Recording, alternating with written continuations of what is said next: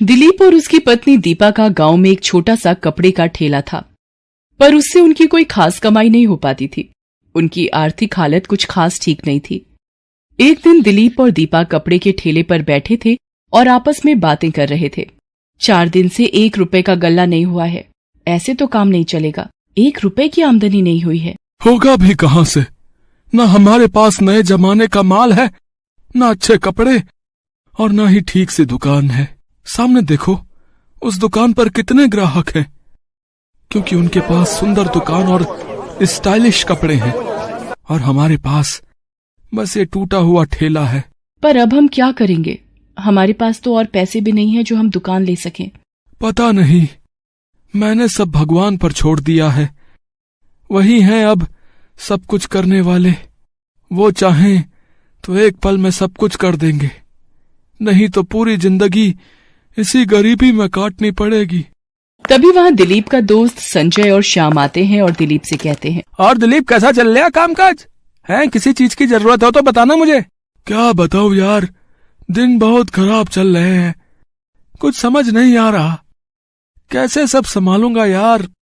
मेरे पास पैसे ही नहीं जो मैं दुकान ले सकूं। अब तो खाने के भी लाले पड़ गए हैं। तेरी दुकान ठीक नहीं चल रही क्या? यार धंधा बिल्कुल नहीं चल रहा। घर में खाने तक को पैसे नहीं है, बेचने के लिए सामान है नहीं। जहां ये ठेला लगाओ तो लोगों को दिक्कत हो जाती है।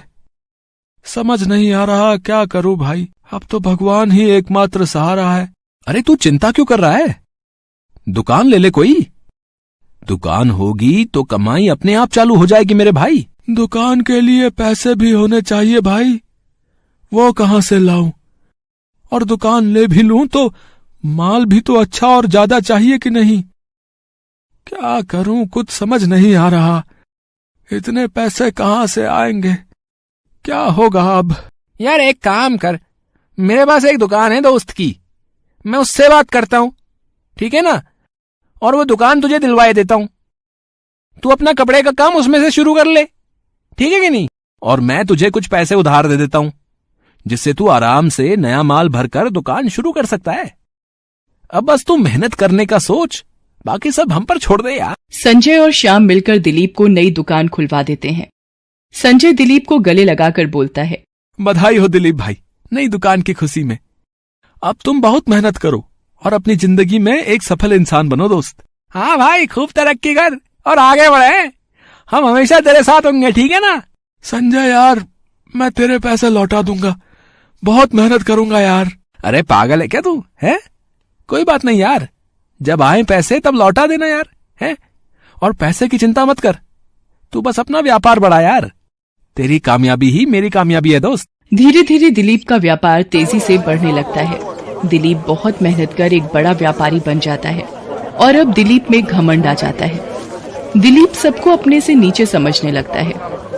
एक दिन दिलीप, श्याम और संजय तीनों दिलीप की दुकान पर बैठे होते हैं। दिलीप संजय, श्याम और खुद के लिए चाय मंगवाता है। चाय पीते पीते तीनों बातें करते हैं। और दिलीप, तूने व्यापार तो बहुत बढ़िया जमा लिया यार, है? अब आगे क्या करने का सोचा है? और क्या करेगा, व्यापार को आगे बढ़ाएगा, खुद का कारखाना डालेगा, और क्या है कि नहीं? नहीं, कारखाना नहीं, अब फैक्ट्री। फैक्ट्री में ज्यादा मुनाफा है भाई। वाह यार, तूने इतना पैसा जोड़ लिया, बढ़िया यार, बधाई हो यार तुझे और तरक्की मिले मेरे भाई। पैसा कहाँ है यार, अभी बस थोड़ा दिमाग लगा रहा हूँ ताकि कोई रास्ता मिले और पैसा आ जाए। है? कैसा दिमाग? हाँ भाई, क्या सोच रही है यार तू? है कुछ गलत तो नहीं करने जा रही है ना पैसे के चक्कर में? है? अरे नहीं यार, अरे मैंने तो सोचा है कि शेयर मार्केट में पैसे लगाऊं। शेयर मार्केट में एक नई कंपनी आई है, उस पे इन्वेस्ट करूंगा भाई, और कुछ ही वक्त में दुगना मुनाफा कमा लूंगा भाई। अरे भाई, नई कंपनी पे इन्वेस्ट है? तुझे लगता है कि ये रिस्क लेना अभी ठीक है? कुछ गलत हो गया तो फिर भाई? हाँ यार, मुझे भी नहीं लगता अभी। तू अपना व्यापार आगे बढ़ा, शेयर मार्केट का थोड़ा नॉलेज ले ले भाई, उसके बाद सोचना।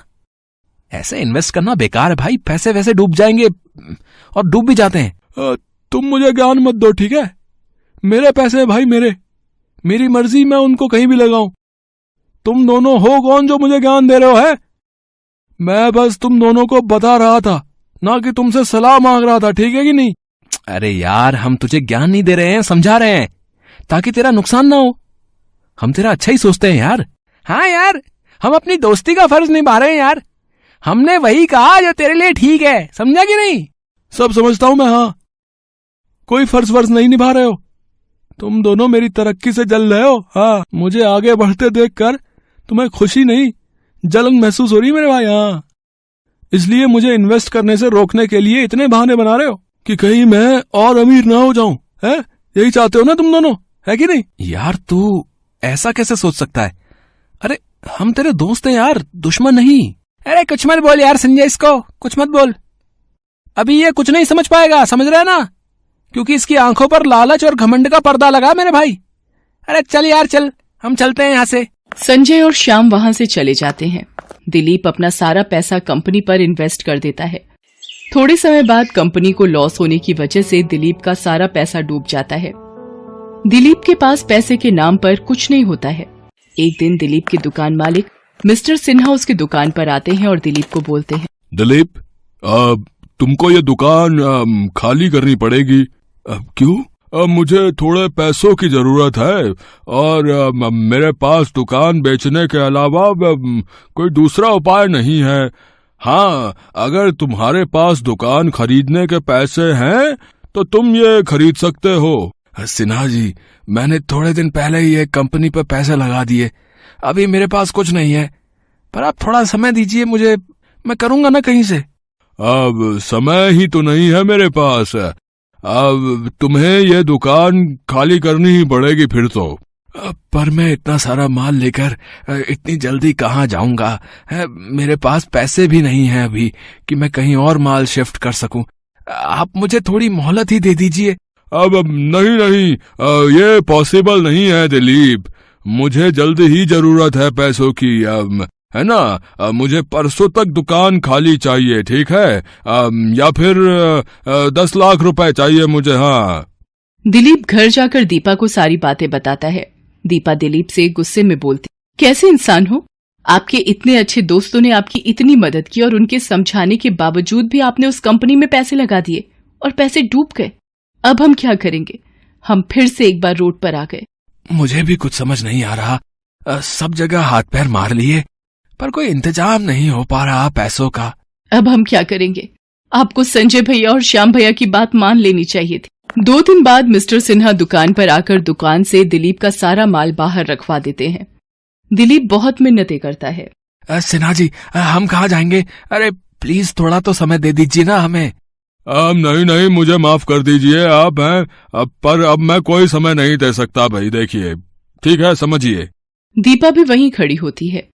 दिलीप और दीपा की आंखों में आंसू आ जाते हैं। तभी वहां श्याम और संजय पहुंच जाते हैं और दिलीप को गले लगाकर बोलते हैं, अरे अरे अरे रो मत यार, हम है ना तेरे साथ। हाँ भाई, अरे सब ठीक हो जाएगा यार, अरे तू बस हिम्मत मत हार यार। मैंने तुम दोनों की बात न मानकर गलती तो की, पर तुम्हारी बेइज्जती भी की, मुझे माफ कर दो भाई। अरे तू वो सब छोड़ और आगे क्या करना है ये सोच। अब मुझे कुछ समझ नहीं आ रहा। अरे भाई तू घबरा मत, तूने जहां से शुरुआत की थी ना वापस वहीं चल, एक दिन तू फिर से आगे बढ़ेगा भाई। हाँ, बस तू हिम्मत रख, उस समय तो तेरे पास माल भी नहीं था पर आज तो है। हाँ, सही कह रहे हो तुम लोग, मैं अपनी गलती की वजह से अर्श से फर्श पर आ गया भाई। वापस अपनी मेहनत से फर्श से अर्श तक का सफर तय करके रहूंगा मेरे दोस्त। दिलीप और दीपा वापस पहले की तरह ठेले पर दुकान लगाने लगते हैं और अपनी जिंदगी पहले की तरह जीने लगते हैं। Thanks for watching.